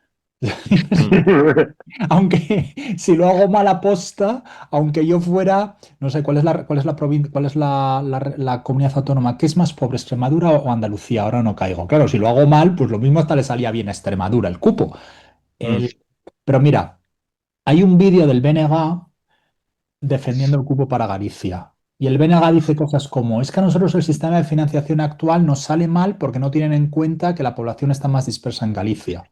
No, el sistema tiene en cuenta que la población está más... Es decir, dicen una mentira. Lo que yo no sé es si el BNG dice estas mentiras porque son idiotas o porque son mentirosos. Hombre, yo que soy del norte y los conozco, creo que es que son idiotas. Pero en el caso de RC y Junts, porque son mentirosos. Porque RC y Junts no son tontos. Pues muchas gracias por tu respuesta añadida, Jesús. José Carlos nos decía, ¿quieren todos los reinos de taifas del cuponazo? Pues que sea, que reviente al sistema en vez de esta lenta agonía. Y María Palma nos decía, este sistema fiscal de los cupos parece como un rodillo imposible de parar. ¿Hay alguna solución viable para retrotraer la situación? ¿Sería una medida política o legal la necesaria para cambiar este sistema? El punto, ahí María ha tocado un punto clave. El principal problema de todo esto es que vas avanzando hacia decisiones muy poco racionales y no se ha producido ni la primera vuelta atrás. Es decir, siempre se puede descentralizar más, siempre se le pueden dar más privilegios y aunque el tema no tenga ni pies ni cabeza, nunca se echa marcha atrás. Y eso nos preocupaba muchísimo a Jesús y a mí cuando vimos la propuesta del cupo catalán, porque dices, igual no se llega al cupo de máximos, pero lo que se vaya avanzando, alguien es capaz de hacerlo retroceder. Por ejemplo, si Cataluña se quedase a partir del 1 de enero del año que viene la gestión del IRPF, que es medio sistema fiscal, y trasladas a la mitad de la Delegación Especial de Cataluña a la Agencia Tributaria de Cataluña, ¿alguien va a revertir eso? Y pues me gustaría pensar que sí, pero es que lo primero que tendríamos que encontrarnos es que el PP y Vox dijesen en nuestro próximo gobierno nosotros esto lo vamos a revertir, porque no parece razonable. Pero no lo hemos visto y entonces, efectivamente, uno va viendo el tema histórico y en 1981, por decir algo, los impuestos indirectos no se cedían, no se concertaban. Bueno, más allá de transmisiones, que siempre ha sido un impuesto cedido a prácticamente todas las comunidades autónomas. Es decir, el impuesto especial se prohibía sucesión, porque que nunca lo habían tenido los regímenes forales. Y luego, el IVA no existía. ¿Qué ha pasado? Que ahora mismo están el País Vasco y Navarra cobran tanto el IVA como los impuestos especiales. Entonces, y uno de los graves problemas que tiene el cupo es el cálculo del ajuste de IVA. Es decir, que una parte del IVA que pagamos los demás a la agencia tributaria va a las administraciones forales. Y eso no hay forma de que nadie lo reconozca ni lo explique. Y al final, tristísimamente en todo este tema, y esto lo he aprendido por experiencia, primero te crees que hay un problema de opacidad, pero en realidad no tienes un problema de opacidad. Es que como el planteamiento es tan impresentable, lo que hay que hacer es oscurecerlo todo lo posible para que nadie se entere de nada. No, ya poniéndome la manta a la cabeza, ya, de perdidos al río. Una de las cosas que más me decepciona de buena parte de la profesión de economistas en España es la enorme cantidad de economistas y expertos en hacienda pública que, entendiendo perfectamente la vergüenza que es el cupo catalán y el cupo vasco y la aportación navarra, nunca dicen nada al respecto. Y nunca dicen nada al respecto porque no se quieren meter en líos. Porque si tú vas y dices, vamos a ver, cuando Francisco y yo hemos publicado este libro, amigos no nos ha ganado. Claro, si tú te callas y te dice que todo está fenomenal y todo es fantástico, pues oye, lo mismo te invitan a una conferencia muy bonita en la Costa Brava. A nosotros no nos van a invitar a una conferencia muy bonita en un hotel de la Costa Brava. Es así de triste, pero una inmensa cantidad de los economistas y hacendistas españoles llevan 40 años con la boca calladita, no siendo que me quede sin alguna prebenda. Muchas gracias, Jesús, por tu respuesta. Y Álvaro Montesino nos está diciendo, hay un informe de la ONU del 2024 sobre el rol de las empresas de criptomonedas y de casinos online como canales de blanqueo de capitales. Y ahora viene su pregunta, ¿las que residen en Gibraltar están integradas en esas redes? ¿Son terminales de estas redes? Pues eso no lo sé, habría que habría que preguntárselo a las autoridades gibraltareñs. Vamos a ver, en el mundo cripto y en el mundo vamos a ver, de la moneda puramente virtual, puedes operar desde cualquier sitio. Y evidentemente se buscan sitios donde el control de las sociedades y los registros sean lo más opacos posibles. Ahora, mi opinión en esto es que el que se mete en estas cosas a veces se acaba pegando un tortazo monumental, porque, bueno, luego resulta que tú pierdes dinero en una inversión en cripto y a ver cómo justificas tú las pérdidas que has tenido si te has empeñado en borrar todos los rastros. O pierdes simplemente una contraseña y luego no tienes forma humana de acceder a todo esto. Entonces, sí, las criptomonedas se utilizan para blanquear, sí. Y si utilizan sociedades en territorios poco cooperativos por ser suaves, sí. Probablemente en Gibraltar haya sociedades que se utilicen en esto, seguramente. Pues muchas gracias, Álvaro, por tu pregunta y muchas gracias, Francisco, por tu respuesta. Y tenemos a José Fernández desde Brasil, con la mano levantada. José, buenas noches. Abre tu micrófono y haz la pregunta, por favor. Buenas noches. Buenas Desde noches, Brasil, José. nací en La Rioja con los fueros de Navarra de lado, ¿no es? Bueno, fantástico. Yo no entiendo mucho de economía, pero fue más esclarecedor, ¿no? Los tontos, si no entienden los tontos, es que son tontos mismos, ¿no es? ¿Ah? Inclusive con la forma clara, una apelación no sofista, una apelación buena, ¿entiendes? Y deseando mejor. A mí me gustaría, si posible, ver dos cosas. La influencia que la política tiene en esas, ya sé que tiene, pero en cosas más claras. ¿Cómo que esas políticas influyen en esas cuotas fiscales? Y segundo, nos compararse, si puedes, un poco el problema fiscal en Franco y agora, no mundo, no solamente en España, ma en geral, ¿no es? Isso porque eu vivi naquele tempo ali, não é? Como digo, o problema era os fueros de Navarra.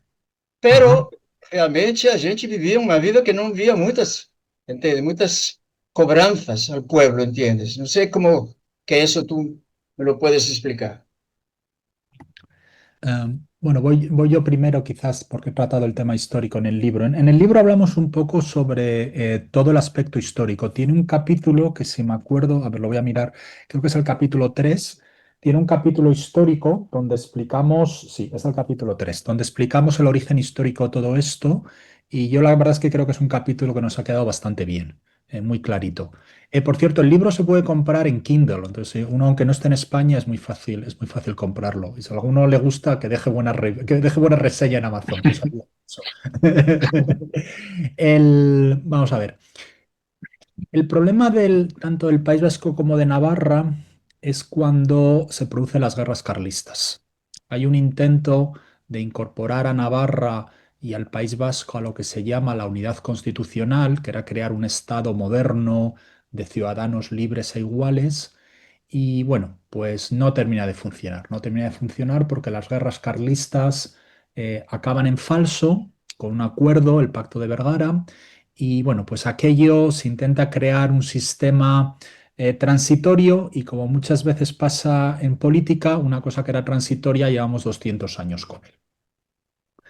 El sistema en la época de Franco sigue existiendo, es una cosa muy curiosa porque tanto Álava como Navarra tenían sus fueros y sus haciendas forales, pero era mucho más pequeño, porque básicamente era el impuesto sobre la renta y el impuesto de sociedades. Los impuestos indirectos los llevaba Madrid y era solo Álava y Navarra. En la Constitución en el 78 se pone la disposición adicional primera para que el PNV votase la Constitución, que luego no sirvió para nada porque el PNV se abstuvo. Y allí se reconocen los derechos históricos, pero claro, los derechos históricos de qué y cuándo. Bueno, pues lo que se hace es una interpretación absolutamente expansiva de esa disposición adicional primera. Se le devuelven los fueros y las haciendas forales a Vizcaya y Guipúzcoa, que la habían perdido ante la guerra civil, y se crea un convenio o un concierto en el que se les dan cantidad de impuestos que anteriormente no tenían. Y entonces lo que era un problema menor, que existía y que nadie niega que existía ante la época de Franco, se convierte en una cosa 2 órdenes de magnitud más grande. Y eso es un poco el origen histórico de todo esto. Y bueno, pues durante una época se ha mantenido, durante 40 años se ha mantenido ahí malamente, pero ahora que los catalanes quieren también saltar a ese nuevo sistema, pues claro, es lo que decimos. Esto es un tumor que lleva de alguna manera creciendo desde 1840 y que cada vez, como todos los cánceres, vamos a un estadio peor. Y no se para. Y es que no se para y como con todos los cánceres va a terminar matando al paciente.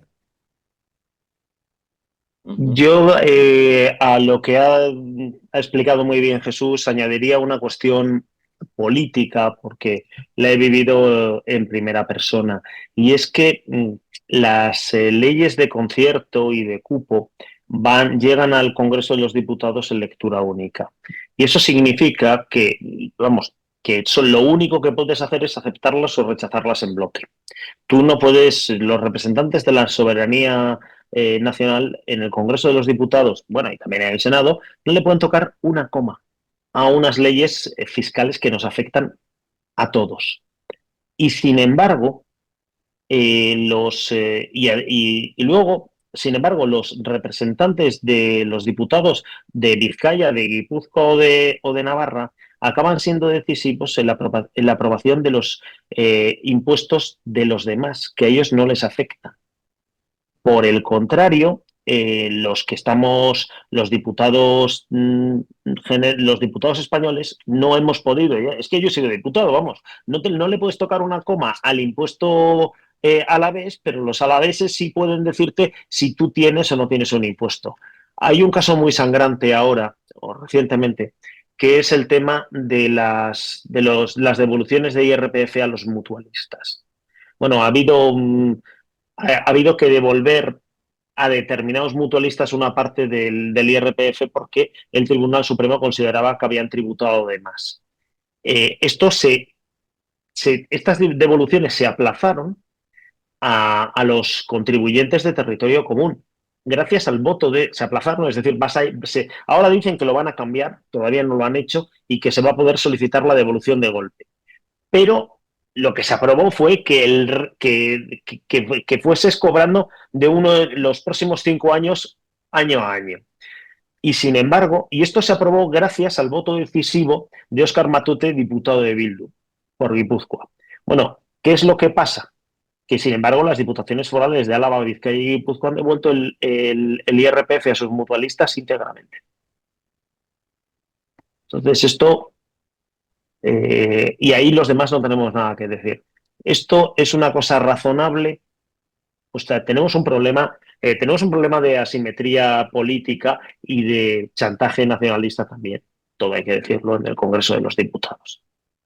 No, y sobre todo, solo por incidir en lo que dice Francisco, no es un problema de chantaje, es un problema de que tanto al Partido Popular como al Partido Socialista les ha traído siempre al fresco. Se ha traído al fresco. Dicen, nos chantajean, pues lo pagamos y tan tranquilos, a tomarnos un whisky.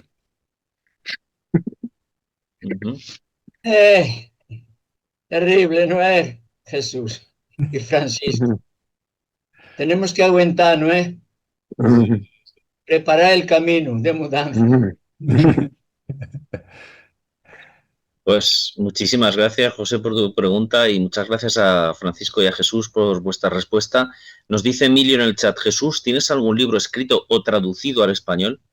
Bueno, el que estamos vendiendo hoy. He escrito algunas cosas, pero La factura del cupo catalán, privilegios territoriales frente a la ciudadanía, con la esfera de los libros. sí, pero bueno, si alguien quiere, mira, voy a compartir pantalla por un segundo.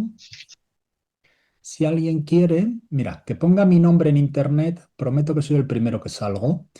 Y si se va a mi página web, verá que sale aquí Media.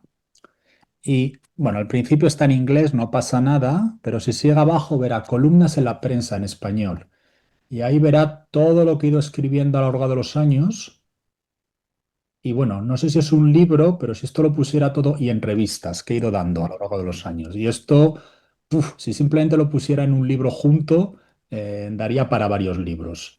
Con la enorme ventaja de que todo es gratis. Se puede mirar en internet sin que nadie tenga que pagar nada. Pues muchas gracias, Jesús, por tu respuesta. Y ahora yo, si no hay más preguntas, quería bueno, señalaros que habéis hecho un libro para mí es imprescindible. Yo hace tiempo que me di cuenta de un detalle y es que el País Vasco y Navarra cobran dinero por estar en España. Cobran dinero por estar en España, País Vasco y Navarra. Y esto es algo que no sabe absolutamente nadie o que no quiere nadie enterarse de ello. Y de hecho, por eso digo que este libro es especialmente importante para ponerlo de relieve, porque al hilo del cupo catalán hay que reflexionar sobre el cupo, el concierto y el convenio con el País Vasco y Navarra. Y mi pregunta no es tributaria, es un poco de política ficción. Estamos en este momento en junio de 2025. El cupo catalán está de nuevo sobre la mesa. Habéis puesto incluso una fecha, el 1 de enero del 2026. ¿Vosotros aventuráis a hacer una predicción de si es posible que se aplique finalmente esto? Porque va a suponer una auténtica fractura de todo el sistema financiero público español. Francisco, tú sabes más de política que yo. Yo creo que al final no va a llegar la sangre al río, pero yo no sé, pero me temo que esto va en función de lo que dure esta legislatura. Es decir, ahora mismo estamos entrando ya en una situación en la cual el gobierno está dispuesto a decir que sí a cualquier cosa. Si eso continúa, le va a acabar diciendo que sí a todo esto.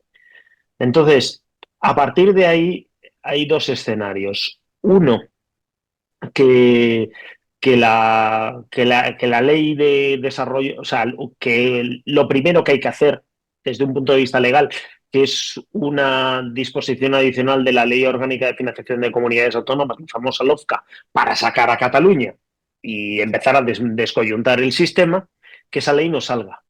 Pero bueno, ya hemos visto la aberración de la Ley Orgánica de Amnistía que se ha salido. O sea, es posible que todos los socios, entre comillas, del gobierno decidan que les merece la pena para poder seguir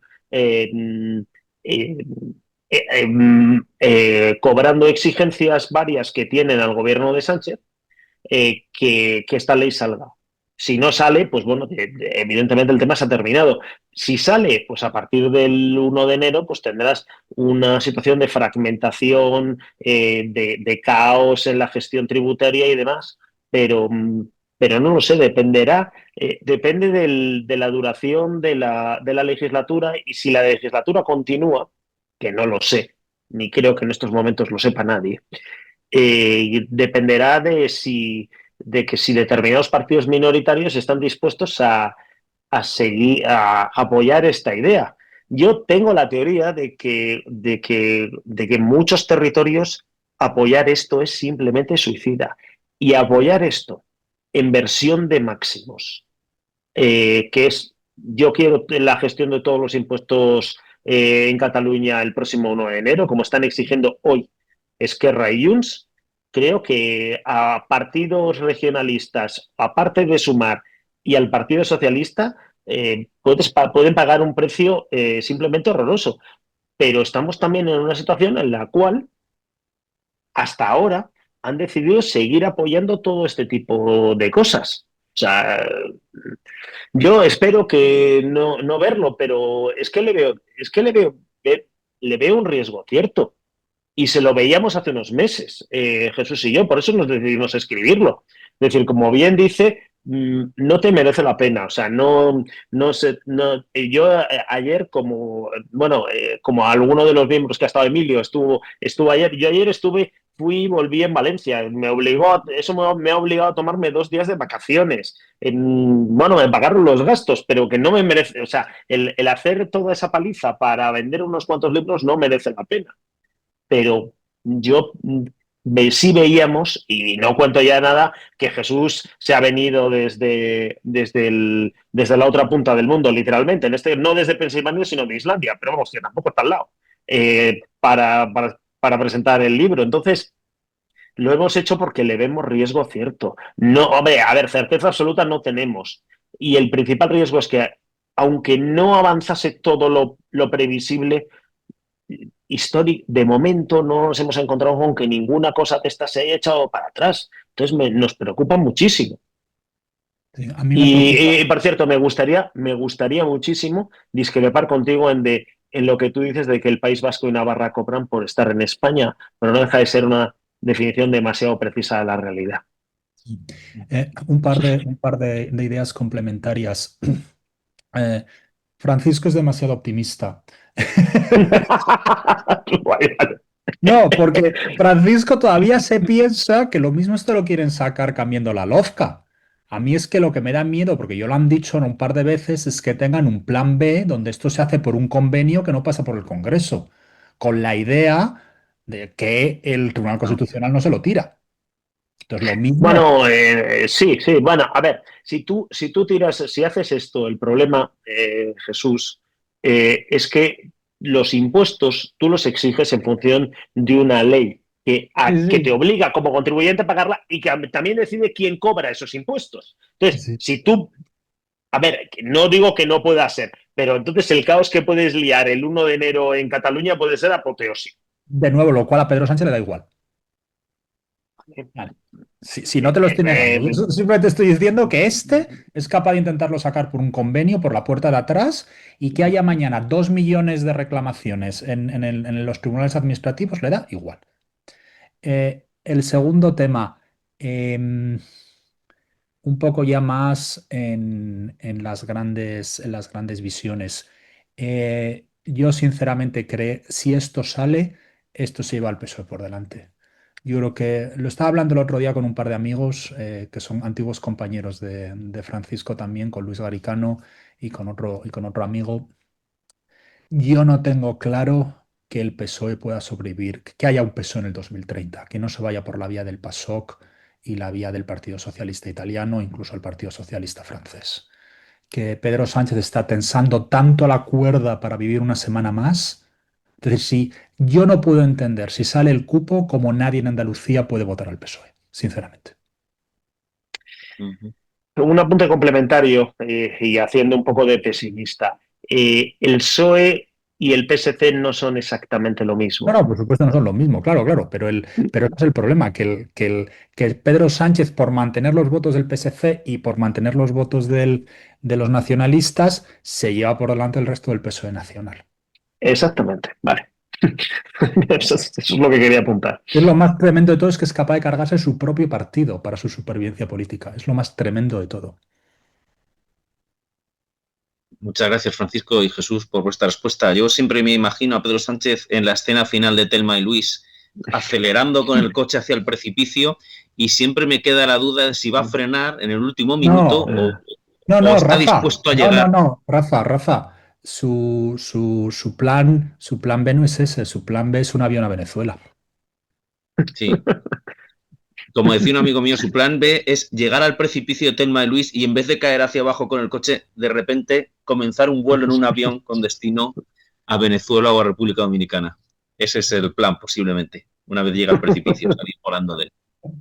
Y muchas gracias por vuestra respuesta. Y doy paso a Ángel, que ha levantado la mano. Ángel, adelante. Sí, porque ya hablando de esto, pues me ha venido un poco a la cabeza otra cesión que creo que está también sobre la mesa, que es el de la seguridad social al PNV. Creo que están negociando eso. No sé si me lo podéis confirmar. Y si, bueno, si es cierto, pues que comentaréis las consecuencias para el resto de España dividir la caja única de la seguridad social, porque después de esa cesión al PNV iría a otros nacionalistas y al final es terminar seguir fragmentando, ¿no? Todo esto. Bueno, no, es que vamos a ver, lo que ellos llaman gestión, le llaman gestión del régimen económico de la seguridad social. No quieren romper la caja única, porque claro, tú tienes un déficit de pensiones de 4.500 millones de euros, yo les largaba la caja única, pero o sea, yo lo rompía y se lo largaba mañana. Sí, sí, totalmente. Claro, quiero decirte, tú tienes un déficit entre lo que tú cobras por cotizaciones de seguridad social y lo que tienes que pagar por pensiones de 4 o 5 mil millones. Y entonces tú dices, ¿por qué quieren gestionar ellos? Ellos quieren hacer dos cosas. Que la notificación de pensiones le llegue con una carta del gobierno vasco y no ¿cómo se llama? Del Ministerio de Seguridad Social. Para presumir y obtener más votos. Y en segundo lugar, bueno, esto es marketing político y en fin, y a ver, a mí no me parece bien porque en el fondo el dinero proviene de otro sitio, proviene de la caja de seguridad social y en una parte de los impuestos que pagan los demás, que ya tiene tela. Pero bueno, esto es la parte de alguna forma más presentable. La segunda cosa que quieren es que haya Ahora mismo la seguridad social tiene un régimen uniforme en toda España. Es decir, la pensión máxima es la misma, la pensión se le calcula a todo el mundo y si tú has trabajado el mismo tiempo en distintos sitios, a la pensión es exactamente la misma. Y no, ellos quieren meterle un complemento adicional. Y entonces tienen la jeta extrema de decir, no te preocupes, que ese ya lo pagamos nosotros, de cargo a nuestros impuestos. Y claro, a ver, me parece muy difícil, fíjate tú por dónde que esto salga, por la oposición radical en contra de los sindicatos, que no están dispuestos a que eso se visualice. Porque claro, eso como es el típico privilegio extremadamente visible que te monta la de San Quintín. Entonces, no es, a ver, una cosa extremadamente deficitaria no se fragmenta. Ellos pretenden que eso lo pague el Estado central. No sé si No, querías comentar algo más, Jesús, sobre esto. no, simplemente que, vamos a ver, porque por supuesto ellos no quieren romper la caja única, es lo que dice Francisco, ellos lo que quieren es gestionar la parte de la caja del País Vasco y además dar complementos, lo cual no deja de ser tremendo, porque pongamos que haya una pensión en el País Vasco que sean 1.000 euros. Bueno, de esos 800 euros, de esos 1.000 euros, 800 se financian con las cotizaciones sociales del País Vasco, pero los otros 200 se financian con los impuestos de los demás españoles. Y lo que quieren es, bueno, como nosotros no pagamos esos 200, tenemos dinero de sobra para pagar otros 50 de complemento. Claro, es que eso es como decía mi madre algunas veces de broma a mi padre, le decía, cariño, lo tuyo es de los dos y lo mío es mío.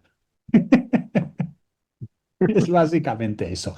De hecho, yo creo que el problema que tienen los vascos ahora es que se han pasado. Se han hecho tan avariciosos que se han pasado con el tema del régimen foral y eso en el largo plazo. Mira, si tú quieres explotar y ser un cara dura, tienes también que tener un poco la sensatez de no intentar pasarte, porque cuando te pasas se descubre todo.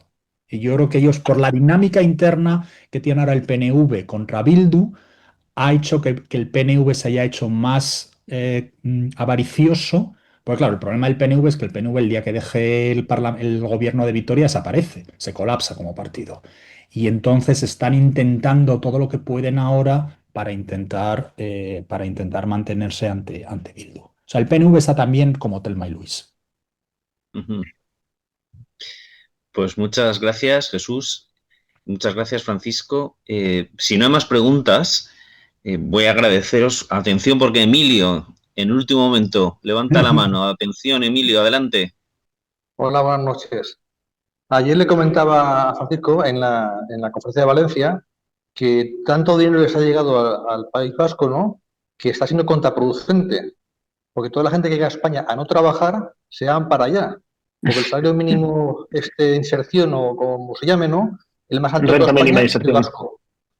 Es el vasco, ¿no? Sí, Entonces está yendo gente que va allí y no a trabajar, solamente va a cobrar.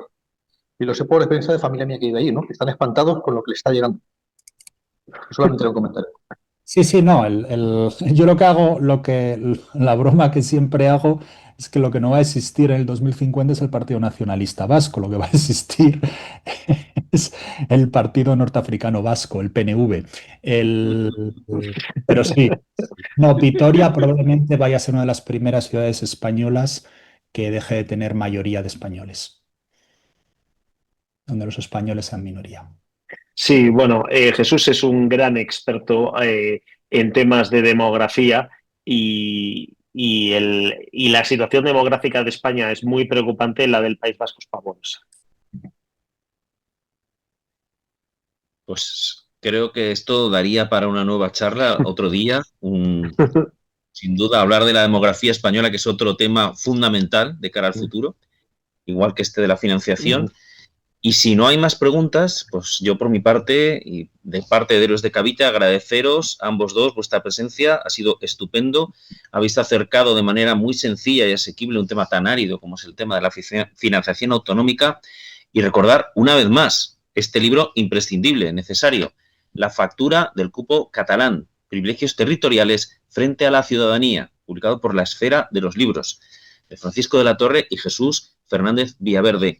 Y en calidad de invitados nuestros, como siempre, os corresponde decir unas últimas palabras de cierre a vuestra intervención. Adelante, cuando queráis. Francisco, yo he hablado mucho, te dejo a ti que acabes.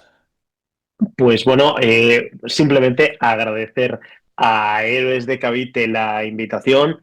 Hemos pasado un rato estupendo.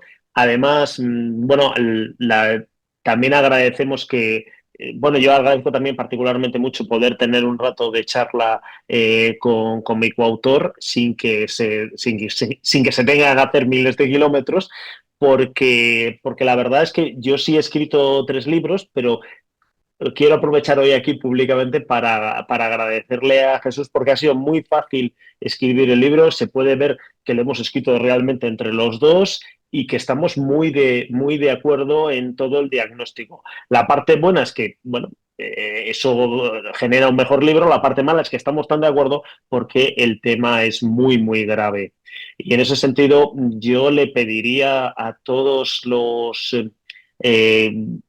no por interés crematístico, sino, bueno, porque creemos que es muy necesario que hagan publicidad, no ya del libro, sino de lo que estamos diciendo, porque creo que es importante como ciudadanos que sepamos a lo que nos estamos enfrentando. Y como nos parece grave, pues por eso lo hemos hecho. Y bueno, pues agradecemos muchísimo a Héroes de Cavite y a todos los que habéis participado y a los que nos vean por YouTube o por otras plataformas, que también muchísimas gracias por escucharnos y por leer el libro, porque nosotros, por tanto, Jesús como yo, escribimos para que nos lean. Por supuesto, porque si no, ¿para qué escribes? Sí, efectivamente. España tiene que despertar. Muchas gracias a los dos. Gracias, gracias a vosotros. Gracias. Pues muchísimas gracias a Jesús y a Francisco que nos han acompañado esta noche. Muchísimas gracias a los amigos que han estado con nosotros también un día más. Esto es historia, esto es hispanidad, esto ha sido hoy también política de financiación autonómica, esto es Héroes de Cavite. Buenas noches.